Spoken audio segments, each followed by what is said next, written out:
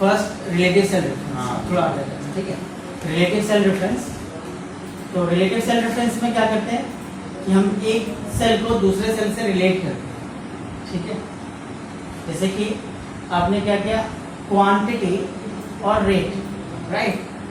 एक माउस है जिसका प्राइस आपने 255 रुपीज पर यूनिट, आपने 12 क्वांटिटी बाय किया, तो आपका टोटल कितना पे करना होगा या टोटल अमाउंट कितना होता है, तो इक्वल्स टू 12 इंटू 255 नहीं लिखेंगे यहाँ पर, क्योंकि हम एक सेल को दूसरे सेल से रिलेट करते हैं, इसलिए हमें सेल नेम को कैच करना है। तो quantity into rate, enter press करते हैं तो आपका वैल्यू आता है 3060।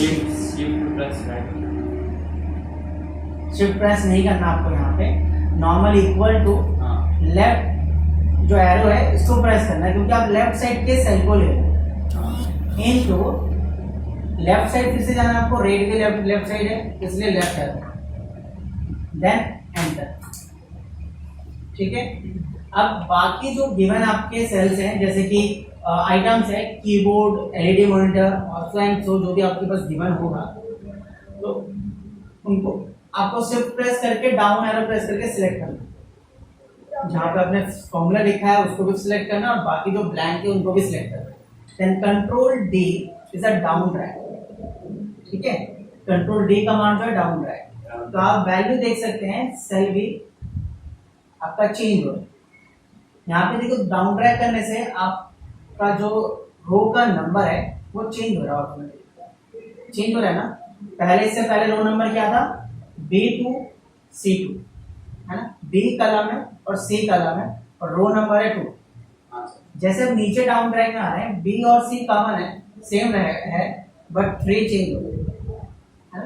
फिर नीचे आ रहे हैं तो आपका 4 चेंज हो गया, मतलब डाउन ड्रैग करने से आपका क्या चेंज होता है, रो चेंज हो जाए, कॉलम सेम रहता है, ठीक है। ये था आपका एब्सोल्यूट सेल रेफरेंस, जहां पे आप किसी भी सेल को, सॉरी रिलेटिव सेल रेफरेंस, जहां पे आप किसी भी सेल को एब्सोल्यूट नहीं करते, ये आपका रिलेटिव सेल रेफरेंस, जहां पे आप रो एंड कॉलम सब फ्री रहता है। आप अगर डाउन में जाएं या फिर राइट साइड जाएं, दोनों साइड आपका, ठीक है, दोनों साइड आपका फ्री रहता है, कॉलम भी फ्री एंड रो भी फ्री। नेक्स्ट आते हैं absolute cell reference. Absolute cell reference में क्या होता है कि आप एक सेल को एब्सोल्यूट करके रखते हैं, एब्सोल्यूट का मीनिंग फिक्स्ड, फ्रीज है ना, फ्रीज करके रखते हैं। तो यहाँ पे आपको बोला गया कि सेम एग्जांपल है, क्वांटिटी 12 पीस, रेट 255, राइट। तो यहाँ पे बोला गया कि डिस्काउंट आपको फाइंड आउट करना है कि एक आइटम के ऊपर कितना रुपीज आपको डिस्काउंट मिल रहा है। वन आइटम प्राइस है 255, 340 और 6200।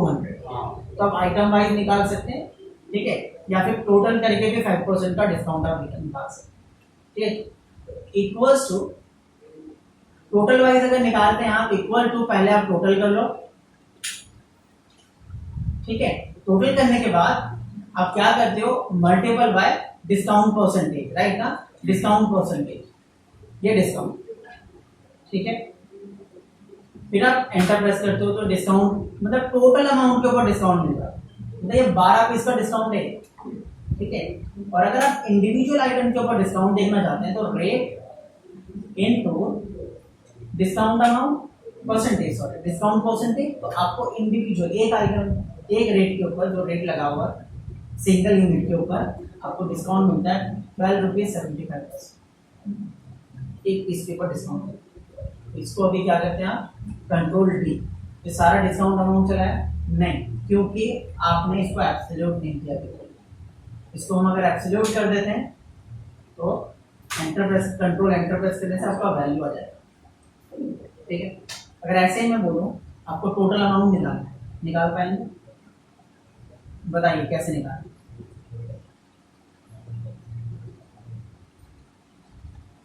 एक क्वांटिटी है, ये रेट है, एक पीस का रेट दे रखा है आपको, वो पर यूनिट का रेट, और ये दे रखा पर यूनिट डिस्काउंट, ठीक है। तो टोटल कितना है, आपने 12 पीस का क्या टोटल अमाउंट कितना होगा,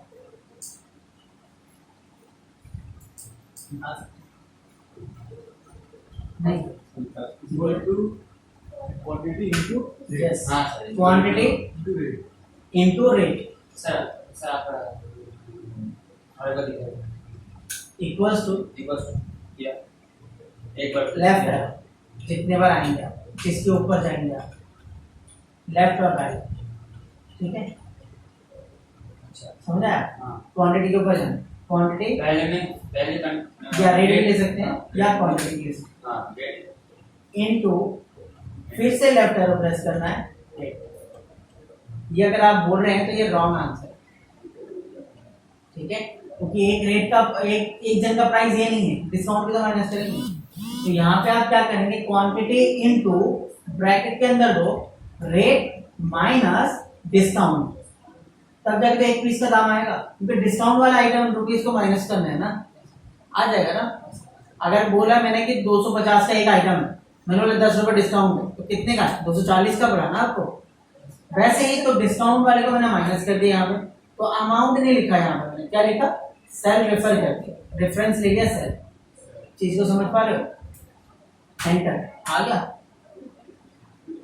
शिफ्ट प्रेस करके आपको सिलेक्ट करना है कंट्रोल डी डाउन कर राइट आ जाता है आंसर आ गया ये आपका टोटल अमाउंट आ गया कि आपको ये अमाउंट पे करना है आफ्टर डिस्काउंट ठीक है ये था आपका एब्सोल्यूट सेल रेफरेंस जहाँ पे आप एक सेल को एब्सोल्यूट मतलब फ्रेज करके रखते हैं आप इस वाले डिस्काउंट के same as mix cell reference ठीक है वही तरीका अगर आप कुछ नहीं सोचते हैं तो आप पहले वाले तरीकों को जिसको मैंने बताया था आप लोगों को वो यूज करते हैं ठीक है तो यहाँ आप यूज करते हैं जैसे कि आपको इंडिविजुअल सोचना है जैसे अभी एब्सोल्यूट सीखा है ना आपने उसको आपको रिफर करना है इसके साथ जैसे कि मान लीजिए आप अगर कॉलम वाइज आ रहे हैं ठीक है कॉलम वाइज एक कलम को आप कैच कर रहे हैं डाउन की साइड आ रहे हैं आप ऊपर से लेके डाउन की तरफ तो आप क्या करते हैं इस लोन अमाउंट को इस परसेंटेज से मल्टीपल करेंगे फिर डिफरेंट लोन अमाउंट को सेम परसेंटेज में मल्टीपल करेंगे फिर डिफरेंट लोन अमाउंट को आप सेम परसेंटेज में मल्टीपल करेंगे तो जो सेम परसेंटेज ऑफ इंटरेस्ट है वो आपके एक सेल पे है जो कि C2 और लोन अमाउंट डिफरेंट सेल्स पे है different amount A2 A3 A4 A5 A6 A7 यहाँ पे आपको A3 से स्टार्ट होगा A3 A4 A5 A6 तो यहाँ पे आपका जो लोन अमाउंट है हाँ वो आपका सेम परसेंटेज में मल्टीपल होगा तो अगर मैं डाउन की तरफ आ रहा हूँ तो एक थिंकिंग आ रहा है मेरा equals to loan amount into this cell ये सेल जो है C2 हर किसी में कॉमन है अगर मैं डाउन की तरफ आता हूँ तो ठीक है तो मैं इस सेल को फ्रीज कर देता हूँ एब्सोल्युटली एंटर प्रेस करता हूँ तो डाउन साइड जैसे मैं आ रहा हूँ कंट्रोल डी कुछ सेल्स को मैंने पकड़ के ड्रैग किया कुछ को किया है सिर्फ अपने रिजल्ट को देखने के लिए ठीक है तो मेरा क्या रिजल्ट सही है देखो A2 A4 इंटू C2 फिर आप नीचे आ रहे हैं A5 इंटू C2 फिर आप नीचे आ रहे हैं A6 मतलब A वाला रो चेंज हो रहा है लेकिन C2 चेंज नहीं हो रहा तो मेरा रिजल्ट एकदम सही आ रहा है ये था मेरा डाउन की तरफ आने के लिए मेरा थिंकिंग अब अगर मैं राइट साइड जा रहा हूँ तो मेरा पॉइंट ऑफ व्यू क्या होगा लोन अमाउंट सेम रहेगा परसेंटेज चेंज हो रहा है ठीक है ना क्योंकि हर एक कॉलम वाइज में जा रहा है ना कॉलम चेंज हो रहा है इक्वल्स टू ए जो 3 है उसको मैंने क्या किया फ्रीज कर दिया फ्रीज फिक्स इनटू C2 है ना एरो यूज कर रहा हूँ ठीक है एरो आप अगर मूव करते हैं कहीं पे विदाउट माउस तो आप एरो यूज कर सकते हैं अप डाउन ठीक है टॉप एंड बॉटम में जाने के लिए लेफ्ट एंड राइट में जाने के लिए ठीक है एंटर करेंगे तो रिजल्ट आ जाएगा कंट्रोल आर प्रेस करके आप देखेंगे आपका रिजल्ट तो आपका ईच एंड एवरेज सेल का जो है ना वैल्यू वो आ जाएगा देखो F2 अगर प्रेस करके एडिट करके दिखाऊं तो सेम मल्टीपल हो रहा है राइट मल्टीपल हो रहा है यहाँ पे भी राइट मल्टीपल हो रहा है ना ये सिर्फ मैंने आपको साइड में दिखाया क्योंकि अभी ये वैसे ये वैल्यू यहाँ पे आना चाहिए था जो ये वैल्यू है जो E2 के E3 के नीचे आ रहा है वो B3 के नीचे आना चाहिए लेकिन जस्ट मैं आपको एक क्लैरिफिकेशन दे रहा हूँ कि आप किस तरीके से उसको फॉर्मूले को बनाएंगे मिक्स ठीक है तो मैं यहाँ क्या कर रहा हूँ कि इन वैल्यूज को हटा दें राइट जो रिक्वायरमेंट हमारे नहीं है, तो हम क्या करते हैं कि एक फॉर्मूला लिखेंगे, सारा आंसर आता है। तो अभी तो हमें 5 बार फॉर्मूला लिखना पड़ेगा, नहीं तो 17 बार। तो ये तो हमें करना नहीं है, हमें एक बार ही फॉर्मूले को लिखना है, फंक्शन को कुछ इस तरीके से लिखना है कि एक बार फॉर्मूला लिखूं, राइट साइड ड्रैग करूं या डाउन साइड ड्रैग करूं, रिजल्ट आए। ठीक है, तो फॉर्मूला को शो करता हूं मैं। ठीक है, तो अभी आप हमें किसके ऊपर स्टडी करना है, जो आइटम हमारा फेज है, फिक्स्ड है ना, फिक्स्ड है, उसको उसके ऊपर हमें करना है। तो मैंने इसको कॉपी करके मैंने यहाँ रख दिया और हम यहाँ पे फॉर्मूले को बना रहे हैं। तो हम यहाँ A3 जो देख पा रहे हो आप, A3 क्या बोल रहा है कि A को और 3 को, मतलब इस वाले सेल को फिक्स कर रहा है। अगर मैं राइट साइड जा रहा हूँ तो मुझे A को होल्ड करना है, क्योंकि B तक नहीं आना, क्योंकि मैं सेम रो में हूँ। आप देखो मेरा रो सेम है, तो मेरे को 3 को फेस करने की कोई जरूरत नहीं, इसलिए मैं यूज क्या करता हूँ, $A कॉमन रहेगा, A टपक के B में नहीं आना चाहिए जब मैं राइट साइड जाऊँ। ये अगर वैल्यू ले रहा हूँ ना तो A हिलना नहीं चाहिए, राइट। फिर इनटू 3 को फ्रीज नहीं करेंगे तो भी चलेगा, है ना। फिर इनटू करते हैं C2, ये यहाँ पे फ्रीज C2 क्या कहते हैं, जब डाउन साइड आ रहे हैं हम C2 को फ्रीज कर रहे हैं। अच्छा, मैं C पर ही तो ड्रैग कर रहा हूँ, C हो या किसी दूसरे सेल हो, तो कॉलम चेंज नहीं होना। आप जिस कॉलम में उसी कॉलम में नीचे आ रहे हो, सिंपल सी बात। जिस कॉलम में आप फॉर्मूला लिख रहे हो उसी कॉलम में नीचे में आ रहे हो, तो कॉलम तो चेंज वैसे भी नहीं होगा, क्योंकि आप देख नहीं रहे कॉलम से कहीं, राइट ना। तो यहाँ पे क्या चेंज हो रहा है, 2, ठीक है। तो 2 को मुझे चेंज नहीं होने देना, जब मैं नीचे आ रहा हूँ तो क्या चेंज हो रहा है, रो को मुझे चेंज नहीं होने देना। 2 क्या है मेरा, रो, राइट। इसीलिए मैंने क्या किया, C डॉलर का साइन दिया जो कि फ्रेज का फ्रेज है, 2 को मैंने फ्रीज कर दिया। ठीक है, इस केस में आप इन दोनों से इसको इन्वेंट करते हो, और जो अनफ्रीज है उनको तो छोड़ ही दो, उनकी बात ही मत करो। ठीक है, क्योंकि हम यहाँ पे मिक्स सेल को प्रिपेयर करने की कोशिश कर रहे हैं, ट्राई कर रहे हैं। ठीक है, तो हम इस फॉर्मूले को इन्वेंट कर पाए। ठीक है, अब क्या करना है आपको, यहाँ पे बस इक्वल टू देना, एंटर, आपका रिजल्ट आया। अब अगर राइट साइड जाते हैं हम, कंट्रोल R प्रेस कर रहे हैं तो रिजल्ट आ रहा है, देखते हैं, चेक करेंगे। F सेम मल्टीपल हो रहा है, फिर आ जाती है सेम मल्टीपल हो रहा है, loan amount A3 into E2, फिर देख चेक करो सेम मल्टीपल हो रहा है, फिर ये फिर से चेक करो मल्टीप्लिकेशन सेम हो रहा है। अच्छा, अब इसी वैल्यू को आपको डाउन ट्रैक करना है। ठीक है, डाउन, कंट्रोल D, ठीक है, आगे ये वैल्यू को आपको चेक करना है लास्ट अमाउंट के लास्ट परसेंटेज। अगर आपका करेक्ट आता है, 1 रुपीज से अगर कम या ज़्यादा आता है ना, तो मतलब आपने कोई ना कोई गलती की। ठीक है, तो यहाँ आपको क्या यूज करना है, equals to last value into last percentage. Okay, आपको लास्ट वाले आंसर के साथ मैच करना है, इक्वल है, ये दोनों इक्वल है, तो आपने एकदम परफेक्ट फॉर्मूला यूज किया। ठीक है, सिंपली अगर आप फास्टली थिंकिंग करते हैं मिक्स एंड रेफरेंस के ऊपर, तो क्या सोचते हैं आप,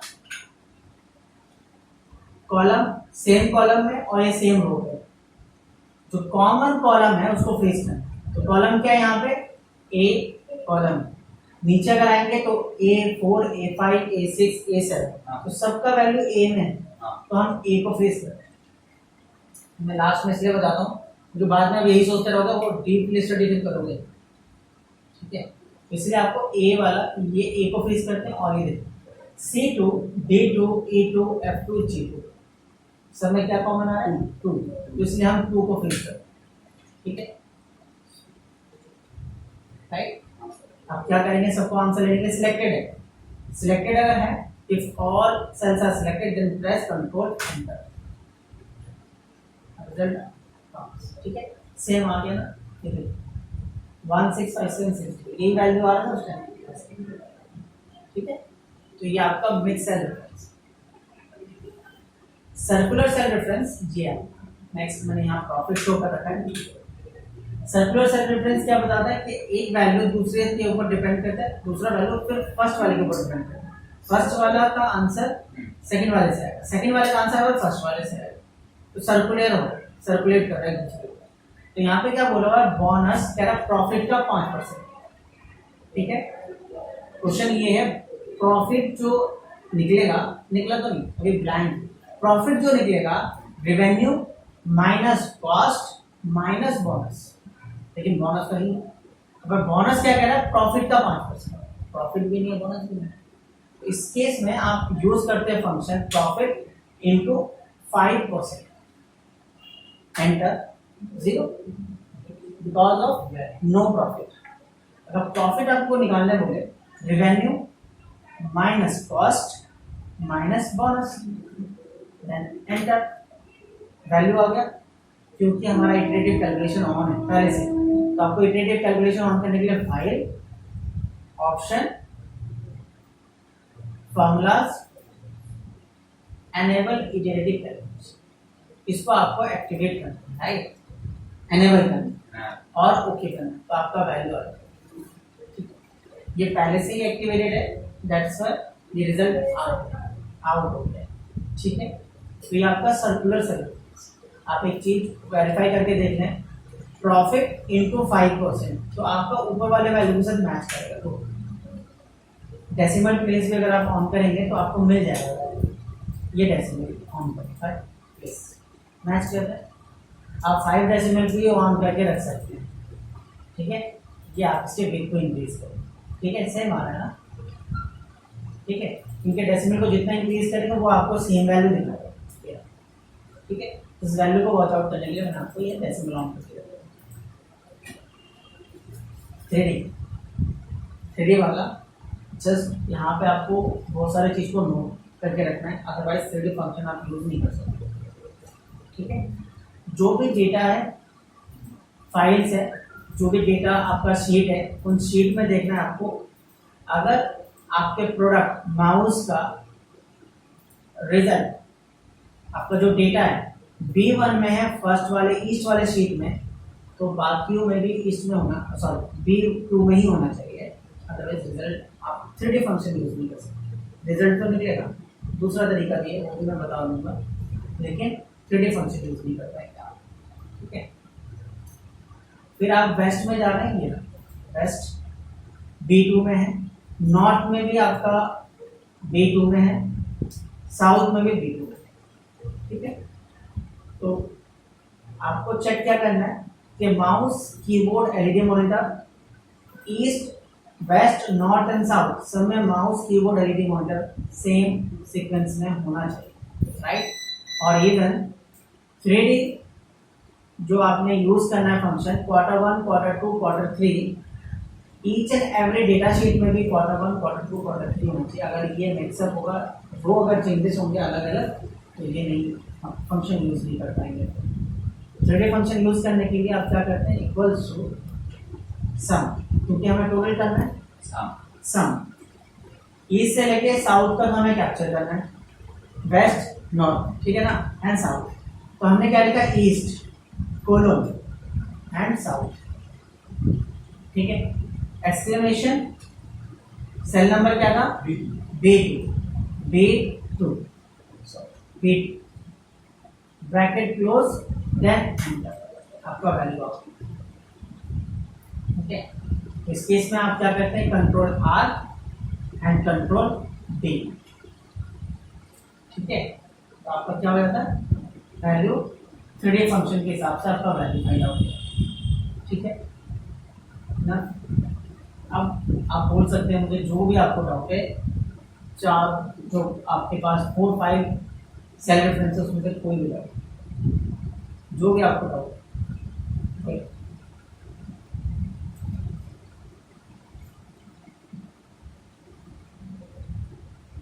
बोलो डाउट, कोई डाउट नहीं,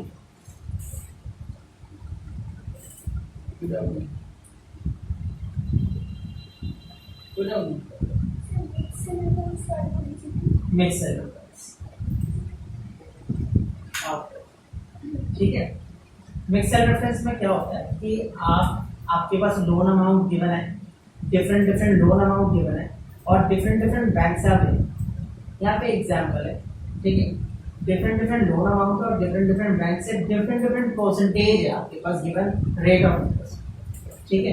अब आपको क्या करना है, ईच एंड सेम लोन अगर किसी भी जो अलग अलग बैंक में कितना % इंटरेस्ट आपको देना पड़ेगा।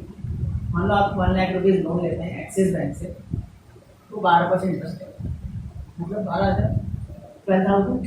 ICICI बैंक कह रहा है 13% लेंगे, 13,000। फिर बंधन बैंक कह रहा है 12.5%, 12,500। SBI कह रहा है 10.5% लगेगा आपको 1 लाख के ऊपर या उससे ज़्यादा अमाउंट, बस एग्जाम्पल के लिए होता है। HDFC 14% कह रहा है। तो ये कह रहा है कि अगर आपने इतना रुपये अमाउंट लोन लिया है 23,75,500, तो आपको इंटरेस्ट बताना है। ऐसे ही लोन चेंज अगर होता है तो उनका इंटरेस्ट बताना है, जहाँ पे परसेंटेज चेंज नहीं होगा, but bank to bank vary करके आपको परसेंटेज बताया होगा। इस केस में क्या हो रहा है कि आपके एक कॉलम में वैल्यू दे रखा है और एक रो में आपको दे रखा है परसेंटेज। रो को परसेंटेज के साथ मल्टीपल करना है, ठीक है। जैसे जैसे आपकी वैल्यू चेंज हो रहा है वैसे वैसे आपका परसेंटेज नहीं चेंज हो रहा, क्योंकि आपका सेम कॉलम में परसेंटेज तो चेंज नहीं होगा, क्योंकि axis bank column number same है, 12% रहेगा। अगर एब्सोल्यूट की बात करते हैं हम, तो C2 एब्सोल्यूट होगा अगर हमने सिर्फ एक्सिस का कैलकुलेट करना है। C2 कॉमन है ना किसी में। अगर हम ICICI बैंक की बात करें तो D2 कॉमन रहेगा हर किसी में, और अगर हम बंधन की बात करें तो E2 कॉमन रहेगा हर किसी में। तो हमें इस तरीके से अगर हम एब्सोल्यूट करके अगर फॉर्मूले को लगाने जाए तो हमें 1 2 3 4 5 टाइम्स फॉर्मूले को लिखना है। और अगर हम लोन अमाउंट वाइज परसेंटेज को कैलकुलेट करने जाएं तो 17 टाइम्स हमें फॉर्मूले को लिखना है ना। तो हमारा फंक्शन क्या बोलता है कि अगर आप डाउन ड्रैग करते हैं तो रो चेंज होता है, राइट, कलम सेम रहता है डाउन ड्रैग के लिए, ठीक है। राइट ड्रैग अगर करते हैं हम तो हमारा कलम चेंज होता है, रो सेम रहता है। तो इस केस में जब आप डाउन ड्रैग के बारे में सोचते हैं, ठीक है, क्या चेंज हो रहा है, रो को चेंज होने देना, ठीक है, क्योंकि सेम जो डाउन ड्रैग हो रहा है उसी वाले वैल्यू को हमें राइट साइड जब ड्रैग करेंगे तो ए हमारा जो कॉलम है वो चेंज नहीं होगा, ठीक है। हमने क्या सोचा, इक्वल्स टू A3, अगर हम इस सेल को लेते हैं, हमने कहा कि ए जब नीचे आ रहे हैं तो रो चेंज होगा, एब्सोल्युटली करेक्ट, हमें रो चेंज करना है। ए को फ्रीज करने का मतलब नहीं बनता अभी इस केस में जब हम डाउन ड्रैग करते हैं। बट अगर इसी पॉइंट ऑफ व्यू को अगर दूसरे वे में अगर सोचें, हमें राइट साइड जाना, राइट साइड 3 नंबर रो में ही होगा, 3 तो वैसे ही चेंज नहीं होगा क्योंकि अब सीधा सीधा जा रहा था, फिर तो वैसे ही चेंज नहीं होगा, तो फ्रीज करूँ या ना तो कुछ फर्क ही नहीं पड़ता। लेकिन ए चेंज हो जाएगा, ए की जगह बी हो जाएगा, बल्कि बी में तो वैल्यू नहीं, इसलिए मुझे ए को फ्रीज करना जरूरी, क्योंकि मुझे बी में नहीं जाना। अगर मैं राइट साइड जा रहा हूँ, अगर मैं राइट साइड जा रहा हूँ तो ए की जगह बी हो जाएगा। देखो अगर मैं इस साइड जाऊंगा तो ए की जगह बी आ जाएगा, लेकिन ए को इसलिए मैंने फ्रीज कर दिया।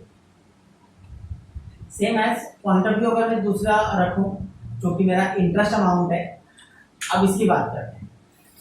C2 अगर मैं नीचे आ रहा हूँ, C2 जब मैं नीचे आऊंगा रो चेंज होगा डाउन ड्रैग करने से, डाउन ड्रैग करने से रो चेंज होगा, क्यों नहीं चेंज होगा, इतनी देर से तो मैं ही बताऊं, डाउन ड्रैग करने से रो चेंज होगा, इसलिए मैं रो को अभी फिलहाल के लिए फ्रीज कर दे रहा हूं, क्योंकि रो चेंज नहीं करना है। बड़े ओके, ठीक है। अब सी में ही हूं मैं, सी चेंज होगा ही नहीं क्योंकि मैं तो सेम कॉलम में हूं, और सी को फ्रीज करने से कोई मतलब ही नहीं बनता। अगर उसमें नहीं करूंगा तो भी सही रहेगा, करूंगा तो भी सही रहेगा। अब अगर हम दूसरे पॉइंट ऑफ व्यू से सोचें कि अगर हम राइट साइड जाते हैं इसी सेल को लेकर, तो मैं तो सेम रो में हूं ना, 3rd नंबर रो में, तो रो नंबर 2 को मैं कैप्चर करके रखा हूं, तो रो फ्रीज रहेगा तो भी कुछ फर्क नहीं पड़ता, नहीं होगा तो भी कुछ फर्क नहीं पड़ता, बट डाउन के लिए तो फ्रीज रहना पड़ेगा रो को 2 को, ठीक है, इसलिए मैंने कुछ नहीं किया।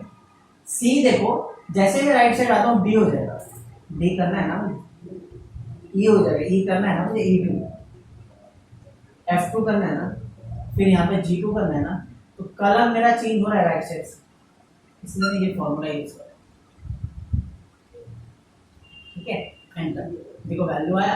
अब फर्स्ट वाले का तो वैल्यू वैसे भी आएगा, किसी को फ्रीज गलत भी कर दोगे तो भी आ जाएगा, क्योंकि आपने वहाँ पे फ्रीज को आइडेंटिफाई नहीं करता।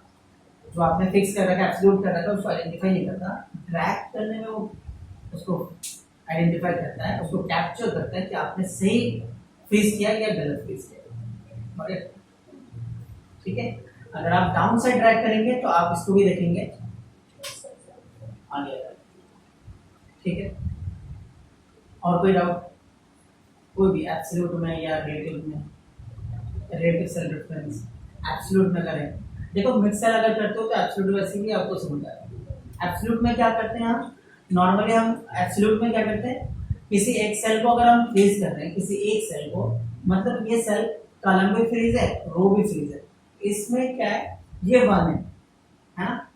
हमारा पॉइंटर क्या बोलता है कि ये अगर इस सेल को मैं फ्रीज करता हूँ डी, इसको मैं मार्क कर रहा हूँ राइट, तो अगर मैं रो को फ्रीज कर रहा हूँ 9 और मैं डी को फ्रीज कर रहा हूँ तो ऑब्वियसली ये कॉमन है, बाकी ये सब कॉमन नहीं है ना। जबकि ये भी फ्रीज हो रहा है लेकिन ये सब कॉमन नहीं, इसलिए मैंने सेल को फ्रीज कर रहा है, क्योंकि अगर मैं इधर क्लिक कर रहा हूँ और इधर क्लिक कर रहा हूँ तो सिर्फ इसी को ही कॉमनली कैप्चर कर रहा है। ठीक है, इसका मतलब रो भी फ्रीज, कॉलम भी फ्रीज, और ये cell freeze, commonly cell freeze. इसलिए दोनों को अगर आप फ्रीज करते हैं, कॉलम और रो को, तो इस सेल को आइडेंटिफाई करता है, वो सेल को कैप्चर करता है। इवन कॉलम और रो को भी करता है, लेकिन हमारा जो टारगेट चला जाता है उस सेल के ऊपर चले जाता है। ना तो आप डाउन ट्रैक करने से ना तो रो चेंज होगा, राइट ट्रैक करने से ना ही कॉलम चेंज होगा। ठीक है, इसलिए इसको बोला जाता है एब्सोल्यूट सेल रेफरेंस, जहाँ पे रो एंड कॉलम दोनों ही फिक्स रहता है, एब्सोल्यूट राइट। ठीक है, अब समझ आया? हाँ सर। गुड।